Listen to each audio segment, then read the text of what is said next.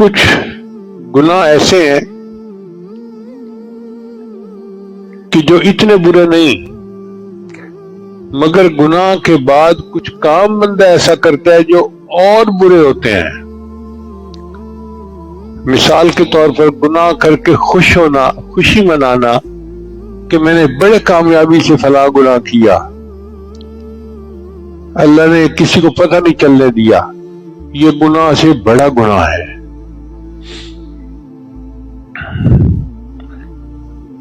گناہ کرنے کی کوشش کرے اور گناہ کا موقع نہ ملے، اس پر افسردہ ہونا،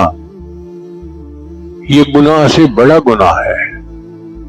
بھئی اللہ نے حفاظت فرما لی تو اس پر تو خوش نہ ہونا، پھر گناہ کرنا اور لوگوں کو محفلوں میں بیٹھ کے بتانا میں نے یوں اس کو الو بنایا، میں نے یہ کیا، میں نے وہ کیا، یہ گناہ سے بڑا گناہ ہے۔ اس لیے اگر گناہ سرزد ہو جائے تو بندہ اللہ تعالیٰ سے معافی مانگے اور اللہ سے اپنی بخشش طلب کرے۔ جب تک زندگی ہے ہم اللہ سے اپنے گناہوں کی معافی مانگ سکتے ہیں،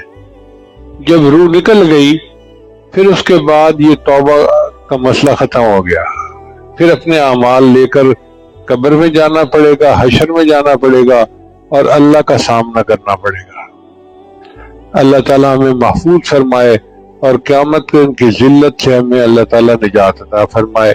اور اپنے گناہوں پر سچی پکی توبہ کی اللہ ہمیں توفیق عطا فرمائے، کیونکہ اللہ نے فرمایا وَتُوبُوا إِلَى اللَّهِ جَمِيعًا أَيُّهَا الْمُؤْمِنُونَ لَعَلَّكُمْ تُفْلِحُونَ، اور اے ایمان والو تم سارے کے سارے توبہ کرو اگر تم فلاح پانا چاہتے ہو۔ تو توبہ سے بندے کو اللہ فلاح عطا فرما دیتے ہیں۔ فلاح کہتے ہیں ایسی کامیابی جس کے بعد ناکامی نہ ہو، اللہ کے ہاں ایسا قرب جس کے بعد دوری نہ ہو، اس کو فلاح کہتے ہیں،